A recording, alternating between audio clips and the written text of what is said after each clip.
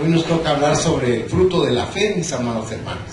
Amén. Y vamos a ir a Gálatas capítulo 5, versículo 22. Y dice así la palabra de Dios, leída en el nombre del Padre, del Hijo y del Espíritu Santo. Mas el fruto del Espíritu es amor, gozo, paz, paciencia, benignidad, bondad, fe. Padre, te ruego que bendigas la palabra en esta mañana como siempre lo haces y que sea una bendición para nuestra vida. Necesitamos oír tu voz, necesitamos oír tus palabras y necesitamos que nos llenes con tu Santo Espíritu para despejar todo estorbo que tiene nuestra mente natural y que podamos desarrollar nuestra mente espiritual en el nombre poderoso de Jesús. Amén, Señor. Amén. Pueden sentarse, mis amados hermanos. La palabra griega de la cual se traduce fe es pistis y señala la capacidad de poder confiar en Dios, pero también el que las personas confíen en nosotros. Nosotros decimos que tenemos fe, pero fíjense que hay un dicho popular que dice que fe es acción.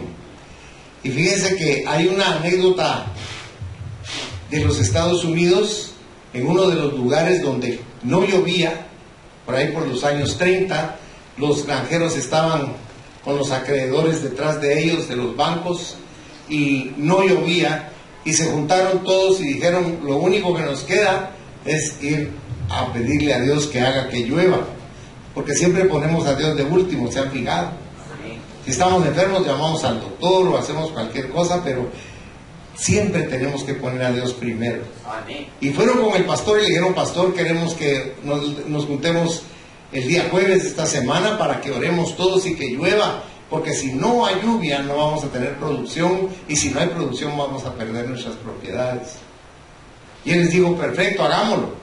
Y el día jueves se llenó la iglesia y ahí estaban todos. Y el pastor los vio a uno por uno y les dijo, ustedes no tienen fe, les dijo. Y se enojaron. ¿Cómo que no tenemos fe si aquí estamos todos?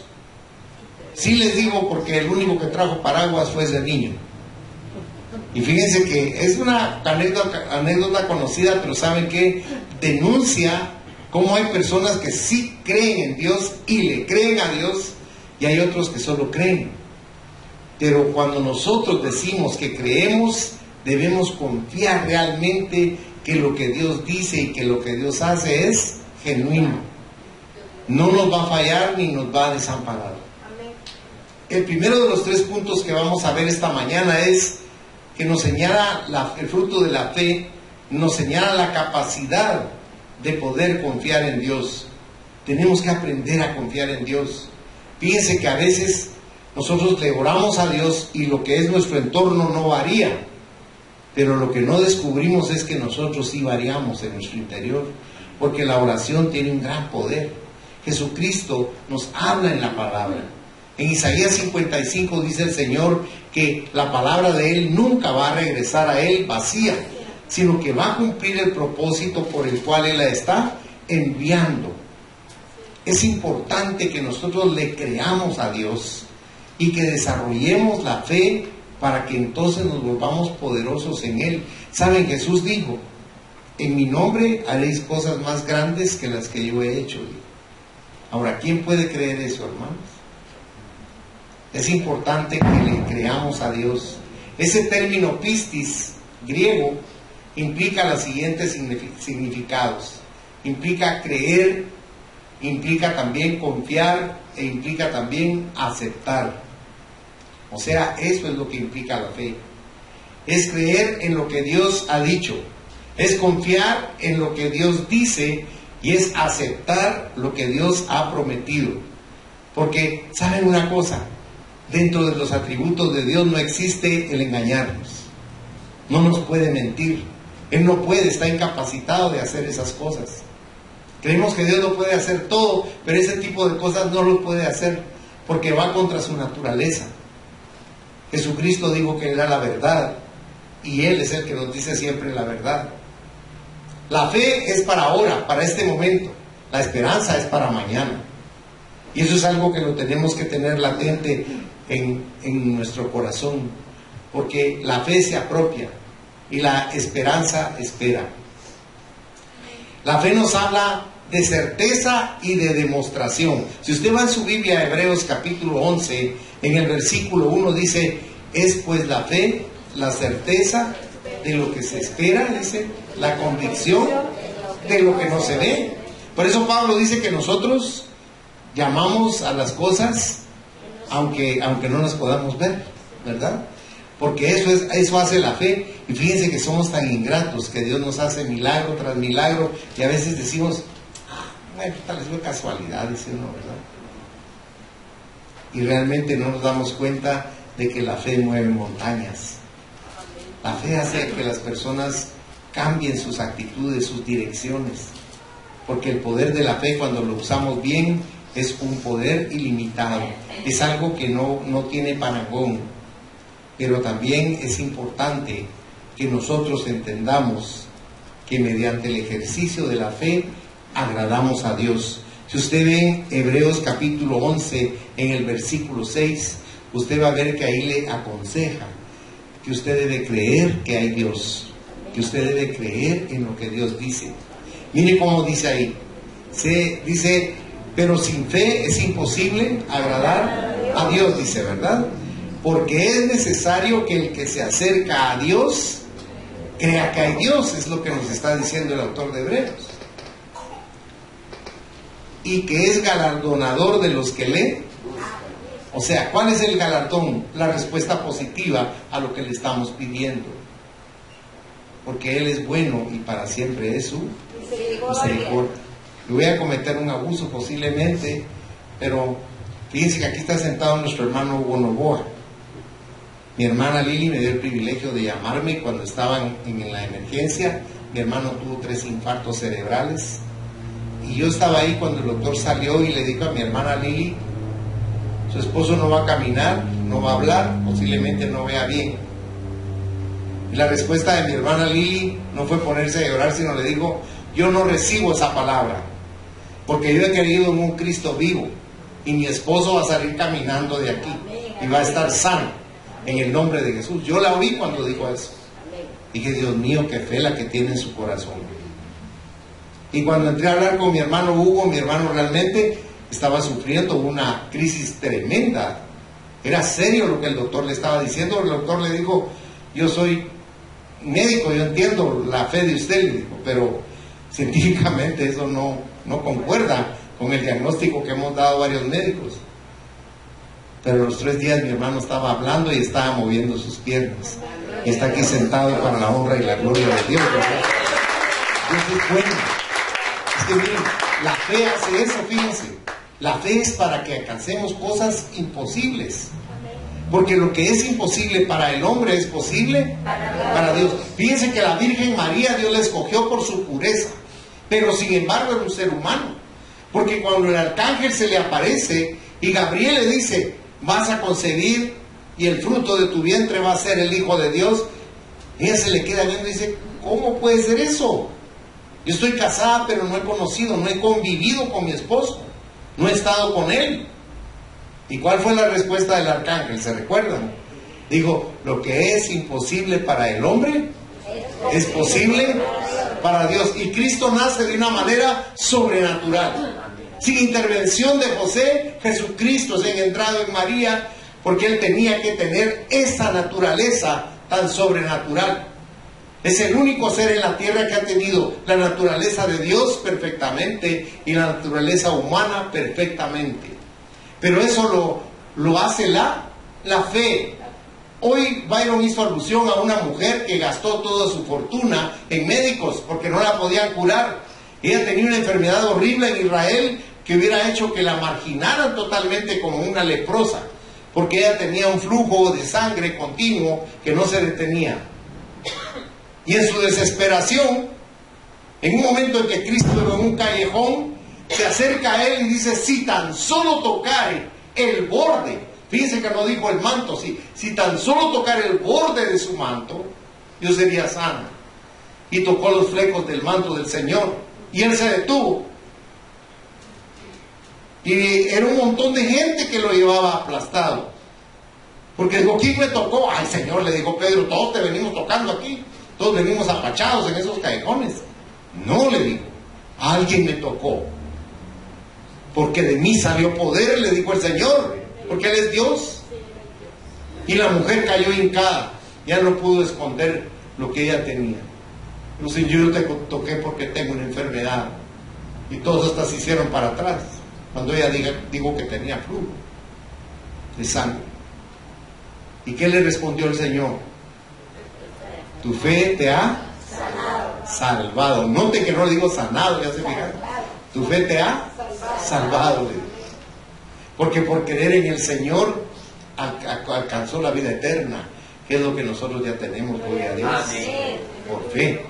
Por eso les digo, la fe es maravillosa. Romanos 5:1 dice que estamos en paz con Dios porque le creímos a Jesucristo, porque tenemos a Cristo en nuestro corazón, tenemos paz con Dios y no somos perfectos. Hoy hablábamos con los ancianos y uno de ellos me decía, pero si yo peco y quiero hablarle a Dios porque no quiero ofenderlo, yo le decía a él, no hay un ser humano en la tierra que no ofenda a Dios, que no peque. Pero en primera de Juan 1:9 dice que si confesamos nuestros pecados diariamente, Él es fiel y justo para perdonar nuestros pecados, dice, y limpiarnos de toda maldad. ¿Por qué? Por fe. Note lo importante, lo vital que es la fe. ¿Por qué está usted sentado aquí esta mañana? ¿Porque yo le iba a hablar? No. Usted está aquí porque tiene fe en que Dios le va a hablar algo a su corazón. Dios le va a decir algo a su espíritu. Algo que usted está necesitando. Usted no sabe que su espíritu tiene hambre y sed de justicia. Y por fe está usted aquí y el Espíritu Santo va a usar a este siervo inútil de Él para alimentar la necesidad espiritual que usted tiene por medio del poder de su palabra. Porque aquí no hablamos cosas humanas, sino cosas divinas. La palabra de Dios. Esta es la palabra de Dios. Este libro no contiene la palabra de Dios. Es la palabra de Dios, hermanos. Y yo creo que este es Dios hablándome a mí. Este es un libro maravilloso. Si usted nota, se llama Testamento porque es una herencia de bendición continua para nosotros. ¿Cómo se llama Dios? Yo soy. ¿Qué es yo soy? El eterno presente. No es ni pasado ni futuro, Él es presente. Todo el tiempo está Él aquí con nosotros y está en nosotros. Es lo más maravilloso. Yo le aseguro que usted a veces pensará, ay, yo no soy digno de que Él esté dentro de mí. ¿Y quién es digno, hermanos? Nadie. Pero Él es misericordioso y quiere estar en nosotros. Porque la fe nos enseña esas cosas que nuestro racionalismo no acepta, que nuestra lógica no puede entender. Por eso Dios nos exhorta a que nosotros tengamos un nuevo nacimiento, un nuevo crecimiento, un nuevo entendimiento, una nueva mente. Si usted va a Efesios capítulo 4, en el verso 23 dice, y renovaos en el espíritu de vuestra mente. Romanos 12 dice también que no tomemos la forma de las personas de esta época, sino que nos transformemos por medio de la renovación de nuestro entendimiento. Ahora, eso solo se puede lograr cuando usted acepta a Cristo en su corazón. Porque al entrar Cristo con su autoridad en su interior, su espíritu vive. Y al vivir su espíritu, nació nuevamente y lo está preparando todos los días para que usted crezca espiritualmente, no se quede un bebé espiritual, sino que usted crezca y madure. Por eso el fruto es producto de esa madurez. El fruto que estamos viendo, el Espíritu Santo lo quiere producir en nosotros para que seamos personas con un tipo de vida, con un tipo de actitud, con un tipo de mentalidad totalmente diferente a la que hemos tenido. Hermanos, nosotros no nos hemos dado cuenta, pero el mundo, con todos los poderes que tiene, con las grandes instituciones y los grandes hombres de poder, han alienado la mente de la humanidad. Nos han manejado, nos han manipulado la mente desde que nacemos. Pero fíjense qué paradoja. Eso sí tiene poder para mentalizarnos. Pero la palabra de Dios, que no va a la mente natural, sino al espíritu, esa no la creemos ni la ponemos por obra. Por eso el Señor busca siempre que nosotros nos volvamos espirituales. Porque por lo regular somos carnales, hermanos. Y por ser carnales nos va mal siempre. Pero cuando somos espirituales comenzamos a entrar en una dimensión desconocida, en una dimensión gloriosa, en la dimensión del Espíritu Santo, que nos enseña, que nos revela, que nos muestra un tipo de vida totalmente distinto al que hemos conocido. Lo que sucede es que lo espiritual lo rechaza nuestra naturaleza de carne. Y no lo digo yo. Si usted va a 1 de Corintios capítulo 2, verso 14, dice que el hombre natural, o sea que el que no tiene a Cristo y no ha nacido de nuevo, no puede comprender las cosas que son espirituales. ¿Por qué? Porque se han de entender espiritualmente. O sea que una persona que está en su estado natural no puede discernir lo que estamos hablando esta mañana. Le sonaría locura, dice la Biblia. Va a pensar que estamos locos porque hablamos lo que hablamos. Pero no es eso. Es que el Espíritu Santo, al estar en nosotros, abre nuestra mente espiritual para que veamos nosotros un propósito de vida distinto al que hemos tenido siempre. La fe también implica que Dios tiene fidelidad. Es bien importante que usted piense en su corazón que Dios nunca lo va a dejar, que Dios nunca lo va a desamparar, que Él siempre está con usted, que Él siempre quiere ayudarlo. Fíjese que esa es la paradoja. Nosotros a veces nos alejamos de Dios con nuestra carnalidad, con nuestra mundanalidad, pero aunque usted no lo crea, aún así Dios sigue con nosotros, porque nos tiene un amor que no lo podemos comprender humanamente, porque no es un amor basado en lo que el hombre basa su amor, en esa calle de dos vías. Con Dios es unilateral. Él nos ama porque nos ama, no porque le demos algo nosotros a Él. Por eso Juan nos enseña en su primera carta, en el capítulo 4, nos dice que en eso consiste el amor, dice. No en que nosotros hayamos amado a Dios, sino en que Él nos amó a nosotros primero. No merecíamos ese amor, pero Él nos lo ha dado siempre. Por eso es tan importante que consideremos lo que nos dice Hebreos capítulo 13, versículos 5 y 6. Lo hemos leído muchas veces, pero yo quiero que note la palabra de Dios para usted. Porque Él está diciendo ahí, sean vuestras costumbres, dice, sin avaricia. No quiere que tengamos avaricia, pero de una manera total, no solo con lo material, sino con lo espiritual también. Que nos demos totalmente. Y está diciendo Él ahí, contentos con lo que tenéis ahora. Porque a veces uno tiene carro y ve pasar otro carro y dice uno, ay, el carro de mis sueños. Es como diciendo, este no me gusta, ya está muy viejo, pero en él vamos, es lo que nos lleva. Ahora, ¿será que el carro me da más valor a mí por el modelo que tiene? No, hermanos, ese es solo un objeto. Lo que Dios ve en mí es mi corazón. Cuando llegue frente a Él no me va a decir Dios, bueno, ¿y qué modelos me usabas de carro? Hiciste el Maserati. ¿No? Dios no se va a fijar en esas cosas. Esas cosas no pueden entrar en el cielo. ¿Sabe por qué? Porque Cristo dijo que nada del mundo podía entrar en el reino de Dios. Por eso lo que Dios ve es nuestro corazón, no lo material que tenemos. Mire qué hermoso es la actitud de Dios hacia nosotros. Él nunca se va a olvidar de nosotros. Siempre está nuestra condición de dolor, de sufrimiento, de necesidad en la mente de Dios. Siempre nos tiene latentes Él ahí. Por eso dice en el versículo 6, de manera que podemos decir confiadamente, el Señor es mi ayudador. Dice, no temeré lo que me pueda hacer el hombre. ¿Y a qué le tenemos más miedo? Al hombre. ¿O no le tiene miedo a qué de usted? Por eso el Señor quiere que nosotros confiemos en Él. Porque sabe que Dios no está lejos de nosotros. Él no está confinado en el cielo. Él no está escondiéndose de nosotros. Él quiere tener una relación con nosotros. ¿Se ha fijado que nos cuesta orar? Nos cuesta platicar con Él. Nos cuesta hablar con Él. Y Él todos los días, todo el tiempo está esperando que le demos un tiempito a Él. Que le digamos, Señor, buenos días. ¿Cómo estás, Señor? Fíjate que hoy no te quería hablar porque tengo mucho que hacer. Pero aparté estos minutos para platicar contigo. Para que me ayudes a tener un poco de tiempo para ti. Para compartir contigo lo que siento en el interior de mi corazón. Hay cosas que usted le puede hablar a Dios con tanta naturalidad y créame que Él lo va a estar escuchando y con atención. Usted sabe que no es lo mismo mirar que ver, ¿verdad? Son dos cosas distintas. Igual es escuchar. Hay veces usted escucha con mucha atención y el Señor le revela a usted cosas que usted en su corazón anhela. porque Él le quiere hablar, Él le quiere decir. Pero a veces no dejamos que Él hable. Le hablamos tanto también muchas veces que desvirtuamos esto. Yo le quiero enseñar algo que hizo David. Si usted fuera conmigo al Salmo 18, si es tan amable. Solo vamos a leer algunos versículos, no todo porque es largo, pero yo quiero que le ponga atención en el sentido de que cuando él le hablaba a Dios, Dios estaba atento a él, para que usted sepa que usted es igual.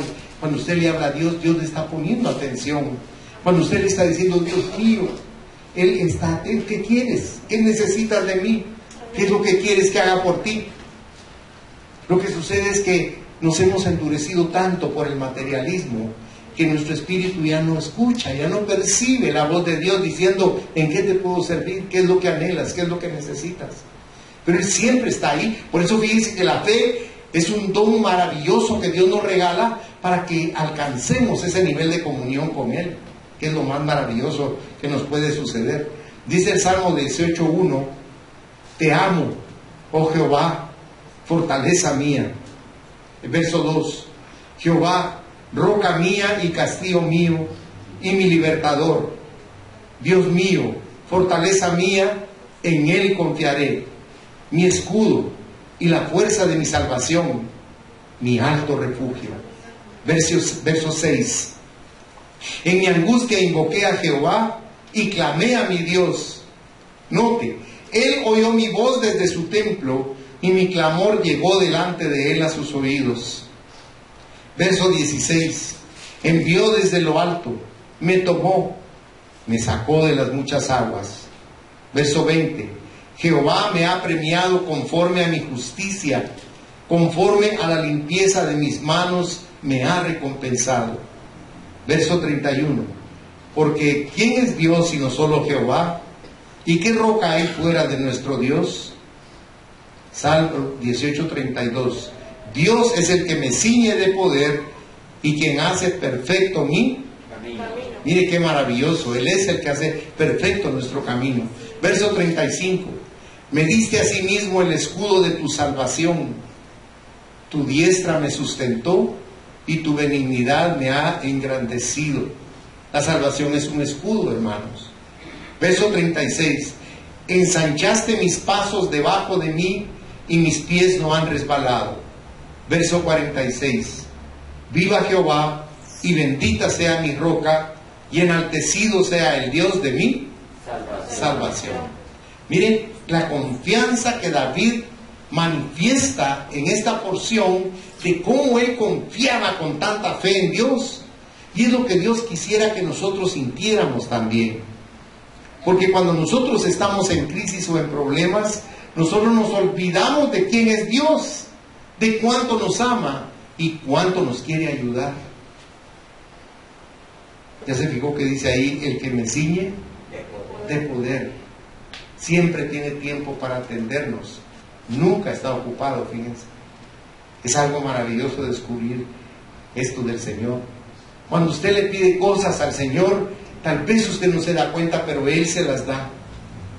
Cuando usted pierde, por ejemplo, las llaves y se vuelve loco y revisa todo y revuelve todo y le da vuelta a la casa y las llaves no están, y de repente se acuerda usted de Dios, y Dios mío, por favor ayúdame, me están esperando, me urge irme, por favor dime dónde están las llaves, Espíritu Santo, revélame dónde están las llaves, y va y las tiene enfrente, gracias Señor, dice uno, porque una cosa tan simple, pero ahí Él lo muestra, Él lo enseña.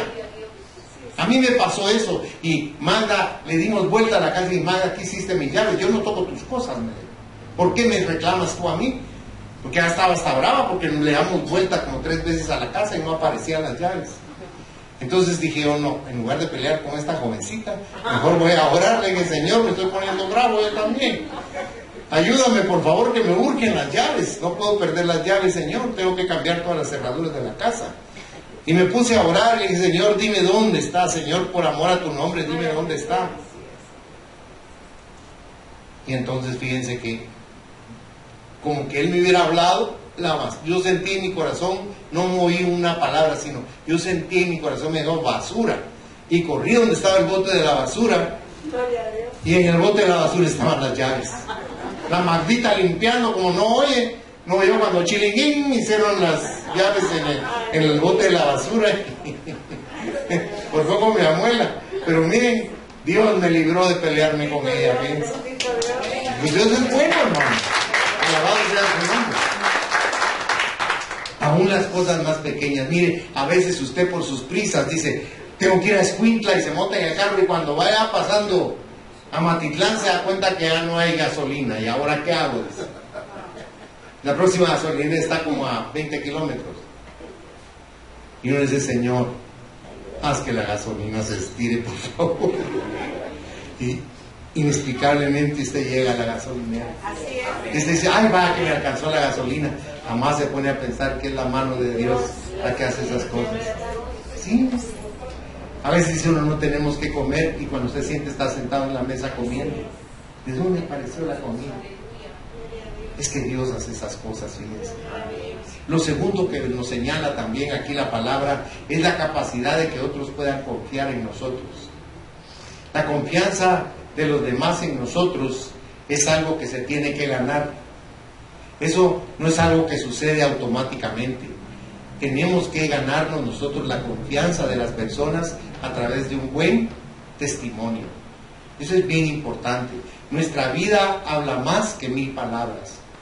Por eso el testimonio es tan importante para Dios. Porque con la boca podemos decir miles de cosas, pero habla más nuestra conducta, nuestra reacción, nuestra forma de hablar, nuestra forma de conducirnos. Y no nos damos cuenta que todos los demás nos están viendo. Por eso es tan importante que tengamos una conducta de acuerdo a lo que Dios anhela, porque entonces las personas van a confiar en nosotros. Estaba ministrando yo a una persona y me dijo, yo me asusté, me dijo. Cuando yo era pequeñito, mi papá estaba hablando conmigo. Nosotros somos de Oriente, ahí en la tierra de mi hermana Lili. Nosotros somos gente de palabra, usted me dijo. Pero ¿sabe por qué? Porque ese hombre llegó y le dijo, ¿qué tal vos? Le dijo algo. Bien, ¿y vos qué tal? ¿Cómo te va? Aquí le dijo, fíjate, estoy bien fregado, necesito un préstamo que me haga la campaña. ¿Cuánto necesitas? Necesito 50,000 quetzales. ¿Los tenés? Sí, pero en el banco, le dijo. ¿Me los puedes prestar? Le dijo, sí, le dijo, vamos al banco. Y fueron al banco, hicieron el cheque de caja, le dio los 50,000 quetzales, y el muchacho dice que yo viéndolo dije, ya los fueron del abogado para hacer una escritura, un compromiso legal. Pero lo único que hicieron fue que se dieron la mano. Ese apretón de manos era más valioso que 100 escrituras. Amén. Y fíjese, me dijo que antes del tiempo que le tenía que pagar, yo, ¿qué tal vos? Le digo, ¿qué tal te fue? Re bien vos, le digo, aquí te vengo a pagarle. Aquí está otro cheque de caja para que lo deposite. O sea, fíjense que tremendo que alguien confíe así en uno, ¿verdad? Que uno llegue y le diga, sí, yo confío en ti. Sé que eres una persona honesta, ¿verdad? Transparente. Eso es algo maravilloso. Porque eso nos pasa con Dios. A veces la gente no confía en Dios, por eso no se deposita en Él sus cargas. Pero tenemos que aprender a confiar en Dios. Porque entonces la gente va a confiar en nosotros también, de esa manera. Y no le digo en el sentido de que nos den, sino que nosotros demos también. Muchas veces podemos servir nosotros con amor a las personas. Y la gente no nos queda mal. Porque Dios es recíproco con nosotros. Cuando nosotros somos rectos, también Él es así. Los líderes espirituales deben ser personas rectas, hermanos. Personas en las cuales los demás puedan confiar. Entiéndame, no le estoy diciendo que el líder debe ser perfecto, con una plomada. No, porque es un ser humano. Algún defecto ha de tener. Pero lo que trato de decirle es que tenemos que ser lo más rectos ante Dios posibles. Porque entonces las personas van a tener mucha más confianza en acercarse a nosotros como líderes. Porque cuando el líder falla, entonces viene alguien y le cuenta en el mayor secreto a uno una catarsis, y uno da la vuelta y le va a contar a los otros y tal y tal cosa. Y esa persona se entera qué puede pensar de su líder. Pero es tan delicado eso, ¿verdad? Tenemos que ganar la confianza de las personas. El consejero cristiano debe ser una persona que sepa guardar los secretos. Déjeme mostrarle lo que Pablo nos enseña para hacer, porque cualquiera piensa que solo en el seminario nos pueden enseñar a nosotros una conducta ética, pero fíjese que no, el seminario nos saca de la Biblia. Si usted fuera en su Biblia, por favor, si es tan amable, a la primera carta de Timoteo, capítulo 3, versículos del 1 al 7, aquí nos habla de los pastores, de los ancianos, o copastores, y nos habla de los diáconos y las diaconisas. Mire cómo dice, por favor. Dice, palabra fiel: si alguno anhela obispado, buena cosa desea. Obispado viene de pastorado, a eso se refiere. Pero es necesario que el obispo sea irreprensible, note, marido de una sola mujer, sobrio, prudente, decoroso, hospedador, apto para enseñar, no dado al vino, no pendenciero, no codicioso de ganancias deshonestas, sino amable. Amable quiere decir, no quiere decir cortés, quiere decir una persona fácil de amar. Apacible, no avaro, que gobierne bien su casa, que tenga a sus hijos en sujeción con toda honestidad, pues el que no sabe gobernar su propia casa, ¿cómo cuidará de la iglesia de Dios? No un neófito, no sea que envaneciéndose caiga en la condenación del diablo. También es necesario que tenga, note, buen testimonio de los de afuera, para que no caiga en descrédito y en lazo del diablo. O sea, note que no es tan simple el hecho entonces de tener un liderazgo, porque tiene implicaciones que Dios demanda para que nosotros seamos útiles a las demás personas. El tercer punto que vemos esta mañana, y aquí estamos concluyendo el mensaje, son los peligros a los que se expone el fruto de la fe. Y aquí vamos a ver 4 tipos de peligros a los que se expone nuestra fe. El primer peligro es de la superfe. A esto también se le puede describir como fe en la fe. Algunos la denominan fe hiperactiva. El credo de sus exponentes es, en lugar de enfermedad, salud. También dice, no debe haber pobreza, sino mucha prosperidad. No maldición, sino bendición. Hermanos, nosotros tenemos que comprender algo. Jesucristo dijo que pobres siempre iban a haber. Y alguien podría decir, ¿y por qué Cristo dijo eso? Para que los que tenemos algo compartamos con ellos. Yo me recuerdo que en una oportunidad mi mamá era muy orgullosa, una mujer sumamente orgullosa. Me da pena decirlo, pero así era mi mamá. Comíamos a veces agua pura y eructábamos pavo relleno. Mi mamá era muy orgullosa y ese orgullo no lo inoculó a nosotros también, y con el tiempo comprendimos con mis hermanas, éramos 2 varones y el resto eran mujeres, pero mis hermanas maduraron muy rápido y ellas me decían a mí, ser orgulloso no sirve, Miguelito, me decían. Tratemos de ser humildes. Yo les decía, sí, tenemos que ser humildes, porque yo me acuerdo que mi abuela era una mujer muy así estirada, y cuando yo estaba jugando con mis amigos en la calle decía, Miguelito, ¿qué manda, abuelita? Éntrese, usted no es igual que esa chusma. Pues ya me sentía aquí, pollo. Éntrese, usted no es igual que esa chusma, éntrese. No se junte con esas personas. Ya, como que los demás eran menos. Miren, en todo hay rangos y en todo hay riesgos y contaminaciones, pero nuestros hijos tienen que aprender a vivir, tienen que aprender a madurar, tienen que aprender muchas cosas. Y qué mejor si nosotros les enseñamos con amor en el nombre de Dios. Y todo ese orgullo a nosotros no nos sirvió de nada. Mi mamá, hasta muy entrados los años en ella, comprendió que el orgullo no le había servido nunca de nada. Y un día a mi hermana y a mí nos dijo que la disculpáramos por no habernos enseñado a ser humildes, ¿verdad? No den sus lástimas al desprecio, decía mi mamá. El orgullo me levanta, ese tipo de cosas. pero yo sé que no lo hacía por mal, sino porque no le habían enseñado. Cuando mis hijos entraron al colegio en Misco, Magda los agarró a los dos y antes de llevarlos al colegio les dijo: quiero que entiendan algo perfectamente. Y eran 2 niños. Ustedes son canchitos, ¿sí? Ustedes no son más que ninguno de los que están ahí estudiando. Ustedes son iguales a todas las personas que están ahí. Y eso hasta la fecha me lo dice Byron, nunca se les olvidó. Ya ve que Byron ya tiene 50 años. Perdón que lo descubrí. Pero no se le olvidó, fíjense. ¿Sabe por qué? Porque Proverbios 22:6 dice: instruye al niño en su camino, y aun cuando fuere viejo, dice, no se apartará de él. Porque nosotros tenemos que aprender que al humilde Dios lo exalta, pero al orgulloso lo ve de lejos. Eso quiere decir, no quiere nada con esa persona orgullosa. Y a veces pensamos que lo único que nos queda es el orgullo. ¡No! Nos queda la fe en Dios. Y eso es lo que nos hace que nos levantemos, que no nos rindamos, que no nos sintamos menos que nadie. La interpretación bíblica de ellos es superficial y también muy lógica.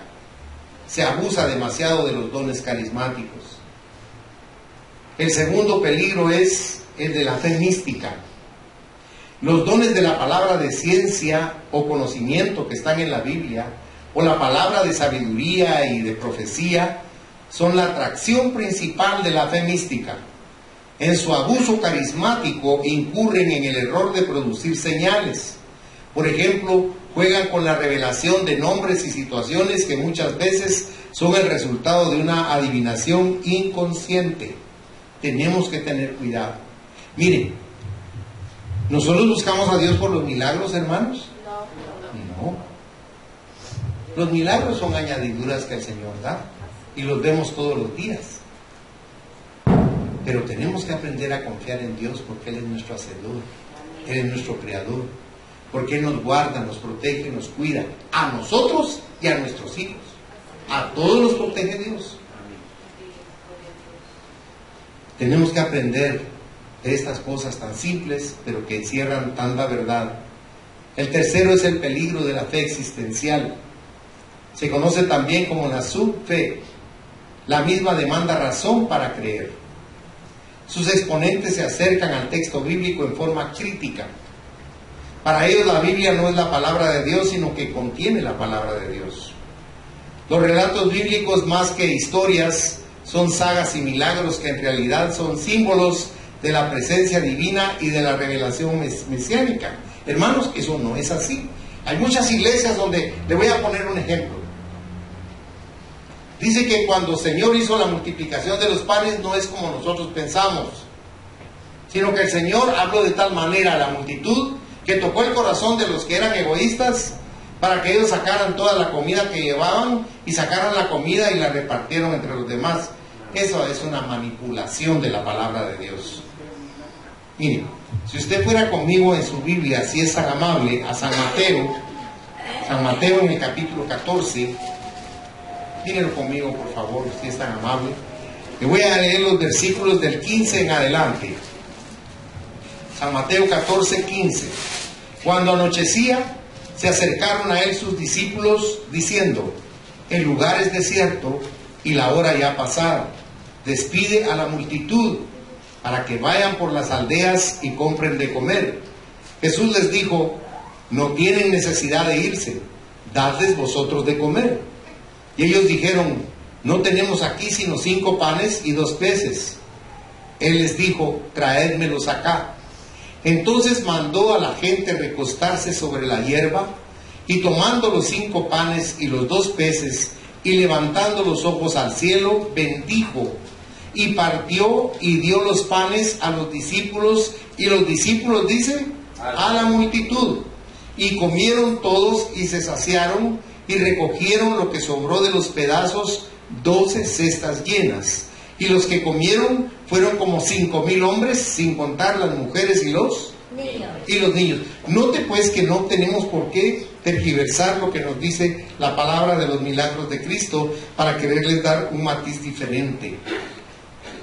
Dios nos respalda en todo lo que nosotros hacemos. Esta es gente que no está plenamente llena de la palabra, por eso necesita manipularla. Y el cuarto y último que les comparto es el peligro de la fe emocional. En toda expresión de fe, las emociones se suman, pero la fe emocional es uno de los resultados circunstanciales y situacional que depende más de lo que se siente que de lo que yo creo. Depende más de lo que me consterna que de lo que yo tengo fe en Dios. Pero la verdad es que la Biblia está parada en Dios. La Biblia es en lo que nosotros creemos. Y la Biblia es lo que nos dice lo que tenemos que hacer. Si usted recuerda, en Romanos 8:26, dice que qué hemos de pedir como conviene no lo sabemos, pero que el Espíritu de Dios intercede por nosotros con gemidos indecibles. Y en San Juan capítulo 16 nos dice la palabra de Dios que el que nos guía a nosotros, los hijos de Dios, es el Espíritu Santo. Usted eso no lo puede comprender porque dice, ay no, yo me guío solo. Pero usted no se da cuenta de la influencia de amor de Dios para conducirlo sin que usted se percate de que lo está llevando a lo mejor, a lo excelente. Porque eso es lo que hace Dios con nosotros. Nosotros a veces encontramos soluciones muy prácticas, pero Dios no las cambia y hace las cosas como más nos convienen y como mejor nos resulta. Por eso es tan importante que el fruto de la fe esté en nosotros, para que nosotros podamos realmente darle a Dios lo que es de Él. Cierren sus ojos, por favor. Padre nuestro que estás en los cielos, ¿cómo te ruego que este don divino, que este fruto maravilloso de la fe, crezca en cada uno de los presentes? Cada uno de ellos necesita experimentar la sobrenaturalidad de tu amor. Cada uno de ellos necesita confiar de una manera sobrenatural en ti.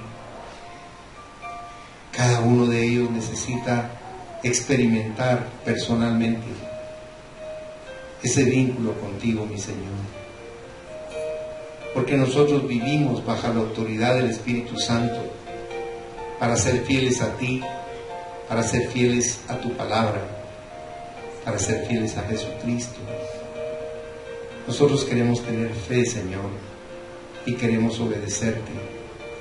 Nuestra naturaleza humana nos empuja a actuar como nosotros mejor consideremos, pero nuestra naturaleza espiritual escucha al Espíritu de Dios para que hagamos y obremos conforme a lo que Él ha preparado para nosotros. Señor, que este fruto crezca en nosotros, incipiente si es posible, pero que vaya creciendo cada día más.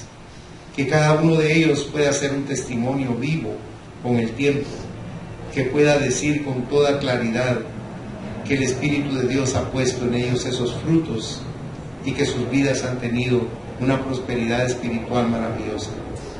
Porque tú quieres que conozcamos esa vida espiritual que has preparado deliberadamente para cada uno de nosotros.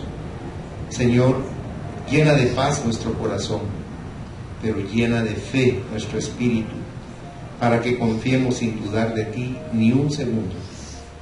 Que nosotros confiemos con plenitud en lo que nos dice tu palabra y en lo que nos guía tu Santo Espíritu.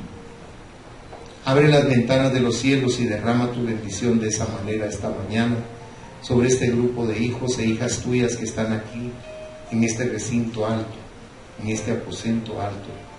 Por favor, bendícelos, Señor, te lo suplico, dándoles ese fruto en su corazón, que ellos puedan experimentar esa maravilla que fluye de ti, del trono de tu gracia, para que su fe sea inquebrantable, para que su fe sea poderosa y para que su fe los acerque íntimamente a ti cada día más. Te lo suplico, Señor, y yo los estoy bendiciendo en el nombre del Padre, del Hijo y del Espíritu Santo, por el poder de la sangre del Cordero. Amén, Señor.